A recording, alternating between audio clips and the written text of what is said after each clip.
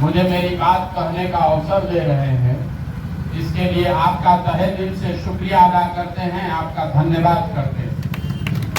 मेरा नाम है प्रशांत किशोर और हम कोई नेता नहीं हैं।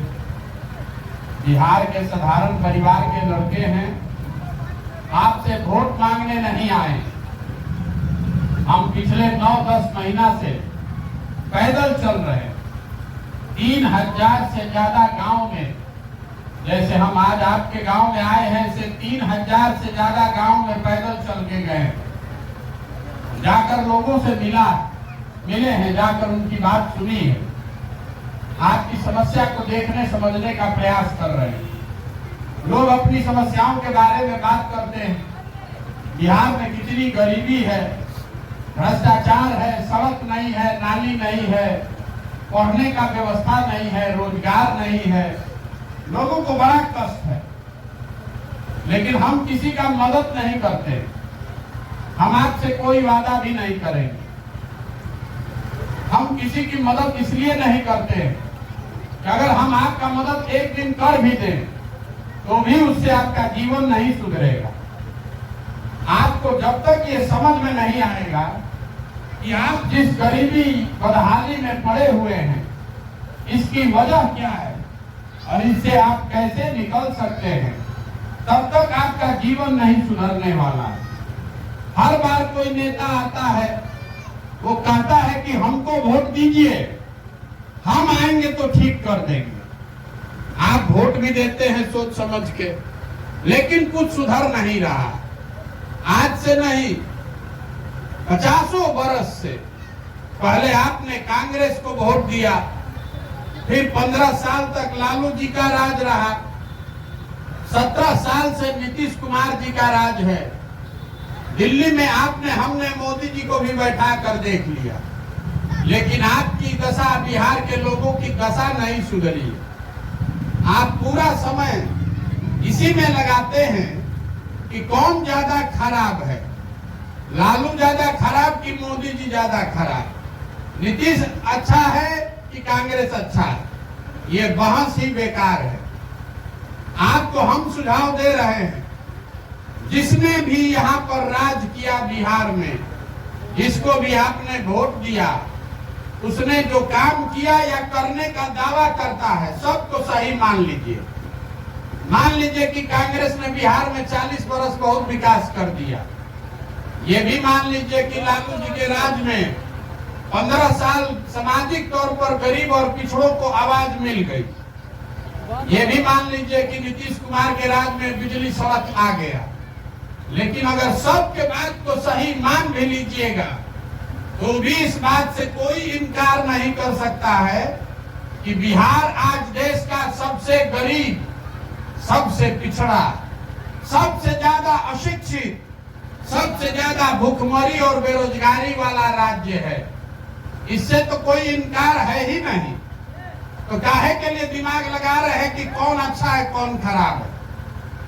आप जब तक इस रोग का कारण नहीं समझिएगा, तब तक आपका गरीबी नहीं खत्म होने वाला है। देखिए, पूरे दुनिया में विद्वानों ने बताया, गरीबी से कोई भी व्यक्ति और समाज 3 ही तरीके से निकल सकता है। पहला रास्ता बताया गया, पढ़ाई। अगर आप और आपके बच्चे अच्छा पढ़ लिख जाएं, तो पढ़ लिख कर आप अपना जीवन बेहतर कर सकते हैं। दूसरा रास्ता बताया गया, जमीन। अगर आप पढ़े लिखे नहीं हैं, आपके पास खेती लायक जमीन हो, तो खेती किसानी करके भी आप अपना जीवन सुधार सकते हैं।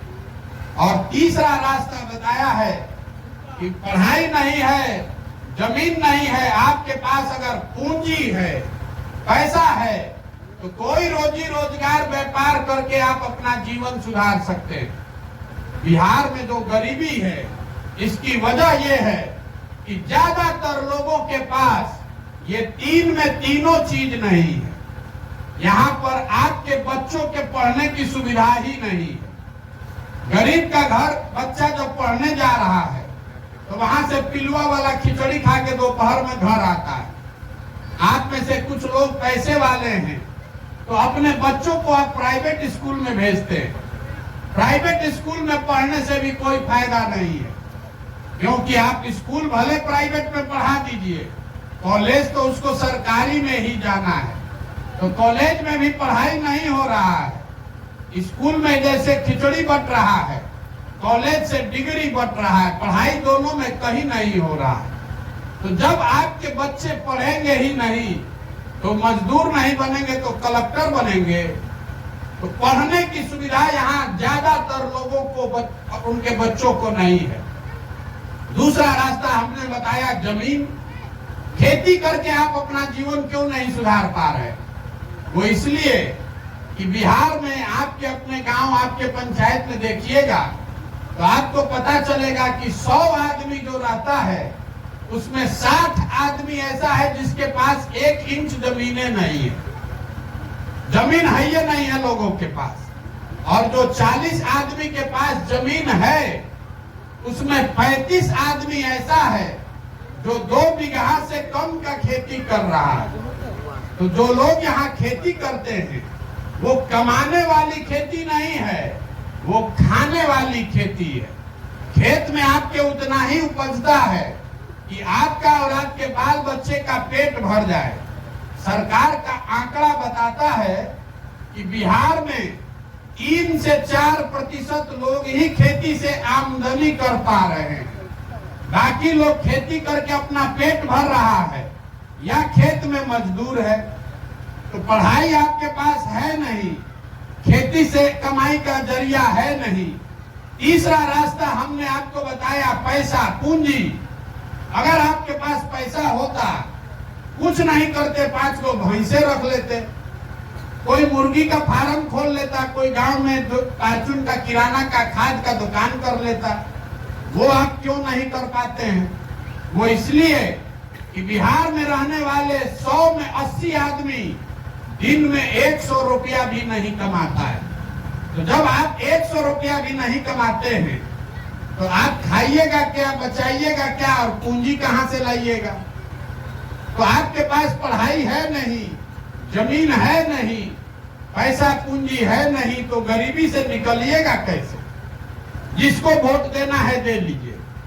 सरकार चाहे कोई योजना लेकर चली आए, रोड बन जाए कि बिजली आ जाए, इससे आपकी गरीबी नहीं खत्म होने वाली। 5 किलो अनाज मिलेगा वो खाइए, लेकिन उससे गरीबी नहीं खत्म होगा। जब तक बिहार में यहाँ सभी के बच्चों के पढ़ने का व्यवस्था नहीं हो, आपके खेती को कमाने वाला खेती न बनाया जाए और घर घर सरकार कर्जा देके, पूंजी देकर व्यवस्था न करे ताकि रोजी रोजगार हर व्यक्ति कर सके, तब तक यहाँ से ये गरीबी नहीं खत्म होगा। तो आप पूछिएगा कि प्रशांत जी अगर यही 3 रास्ता है तो सरकार ये काम क्यों नहीं कर रही है? हम आपको यही बताने आए कि सरकार ये काम क्यों नहीं कर रही है।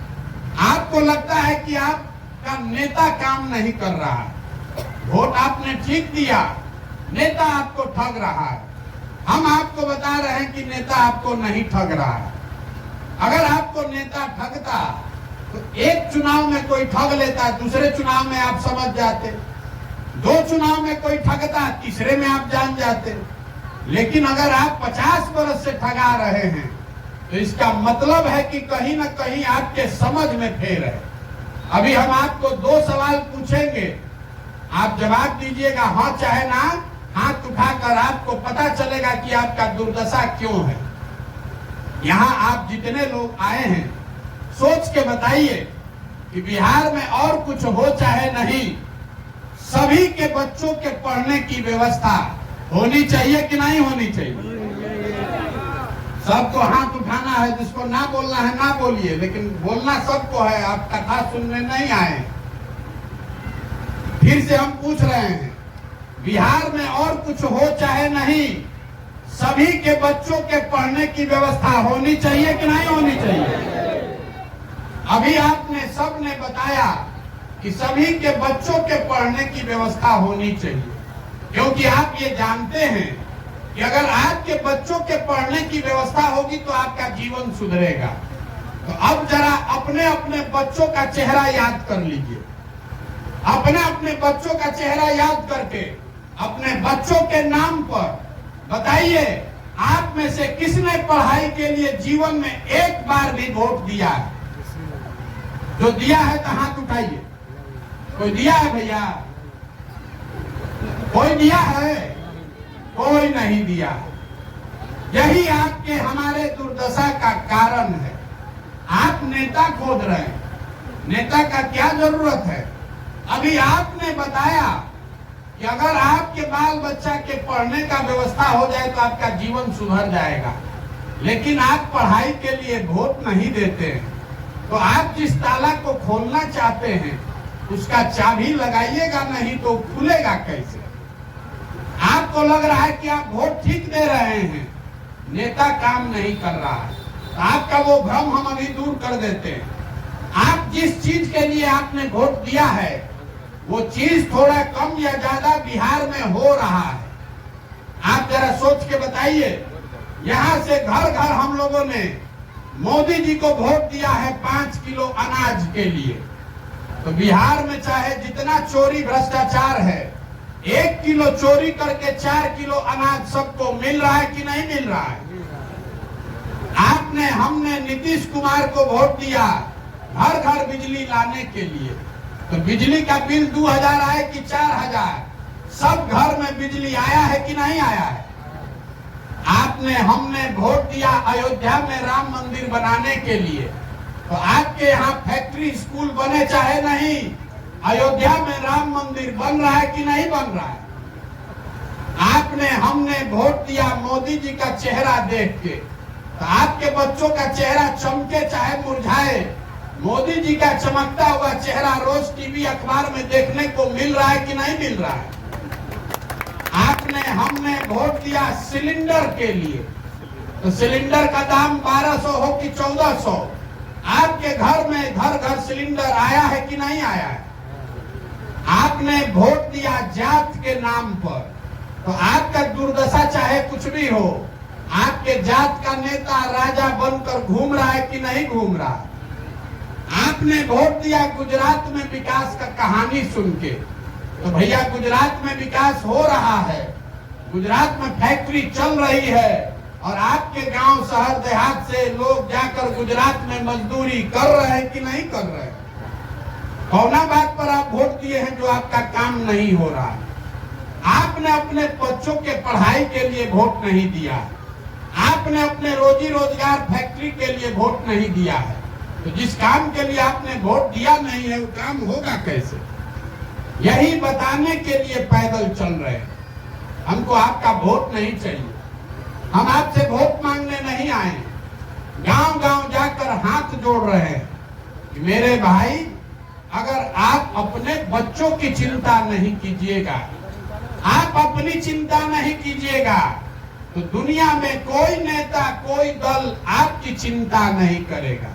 काहे करेगा? आपका बच्चा बिना कपड़ा के घूम रहा, आपके बच्चे के पैर में हवाई चप्पल नहीं है, आपके जवान बच्चे 10,000 15,000 रुपया के लिए दूर जाकर दूर राज्य में जाकर मजदूरी कर रहे हैं, लेकिन आपको अपने बच्चों की चिंता नहीं है, आपको अपने जात की चिंता है, आपको हिंदू मुसलमान की चिंता है, आपको भारत पाकिस्तान का चिंता है। कभी मोदी जी का वोट मुंह देख के वोट दे रहे हैं, कभी लालू नीतीश का मुंह देखकर वोट दे रहे हैं। कल होकर अगर प्रशांत किशोर का मुंह देखकर वोट दीजिएगा तो भी आपका भला नहीं होने वाला। बहुत आदमी कह रहा है कि प्रशांत किशोर आए हैं, बहुत होशियार आदमी है, ये बिहार को सुधार सकते हैं। हम आपको बता रहे हैं, एक प्रशांत किशोर को छोड़िए, अगर 10 प्रशांत किशोर आ जाएंगे तब भी बिहार नहीं सुधरने वाला। जब तक आप नहीं सुधरिएगा तब तक बिहार नहीं सुधर सकता है। आप सुधरने के लिए तैयार नहीं है। 5 बरस बैठ के आप गाना गाते हैं, बिहार में जहां चले जाइए, घर में, दलान में, खेत खलिहान, चौक चौराहा पर जहां जाइए, लोग बैठ के बात कर रहा है कि बिहार में कितना गरीबी है, बिहार में कितना भ्रष्टाचार है, यहाँ पढ़ाई नहीं है, रोजगार नहीं है। लेकिन जिस दिन वोट होगा, वोट के दिन ये सारा बात भूल जाइएगा। वोट के दिन बिहार के आदमी को चारे को बात याद है। पहला बात हमारा जात क्या है, कौन हमारा जात का नेता खड़ा है उसी को वोट देंगे।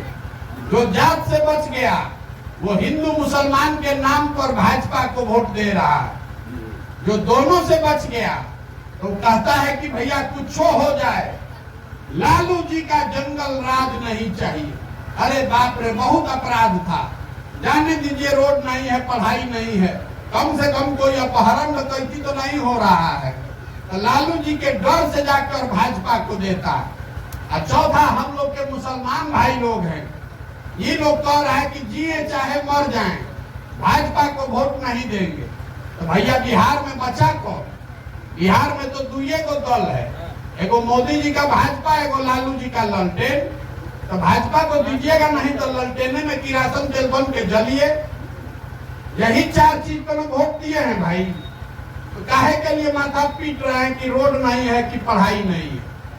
आपको मालूम है, हमको मालूम है, पूरे बिहार को मालूम है कि यहाँ की जनता कितना भी बात कर ले, हंस के गा के गरिया के भोटवा इसी चार चीज पर देगा। तो जब आपको अपने बच्चों की चिंता ही नहीं है, आपको पढ़ाई की रोजगार की चिंता नहीं है, तो नेता काहे चिंता करेगा? नेता आपसे वोट लेता है, राज कर रहा है। यही समझाने आए हैं। समझिए, जगिए, हमारे लिए नहीं, किसी दल के लिए नहीं, अपने बच्चों के लिए जगिए। आपको यही मंत्र देकर जा रहे हैं। लोग आकर कहता है कि देश के लिए वोट दीजिए, कोई कहता है जाति के लिए वोट दीजिए, कोई कहता है धर्म के लिए वोट दीजिए। हम आपको बता रहे हैं, मेरी बात मानिए, वोट जिसको देना है दीजिए, लेकिन वोट अपने बच्चों के लिए दीजिए। अगर आप अपने बच्चों के लिए वोट नहीं देंगे तो कभी जीवन में आपके बच्चों का कल्याण नहीं होगा। वोट अपने बच्चों के लिए दीजिए, उनके पढ़ाई और रोजगार के लिए दीजिए, तभी बिहार सुधरेगा, नहीं तो सुधरने वाला नहीं है। लोग बता रहा है कि क्या करे भैया, विकल्प नहीं है। अरे मेरे भाई, विकल्प नहीं है तो विकल्प बनाइए।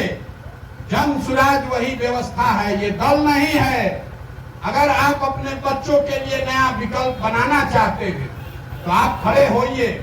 आपके पास पैसा नहीं है तो कोई बात नहीं है, जाति धर्म व्यवस्था नहीं है तो कोई बात नहीं है। वो सारी व्यवस्था चिंता अपने भाई, अपने बेटे प्रशांत किशोर पर छोड़िए, अपने बच्चों के लिए खड़ा होइए, नया विकल्प बनाइए, ताकि आपके बच्चों को भी धक्का नहीं खाना पड़े। अगर आप सजग होइएगा तभी बिहार सुधरेगा, नहीं सजग होइएगा तो ऐसे ही चलेगा। मैंने अपनी बात रखी, आपको समझ में आए तो बहुत अच्छा, और न समझ में आए तो हमारे जीवन पर उससे कोई फर्क नहीं पड़ता है।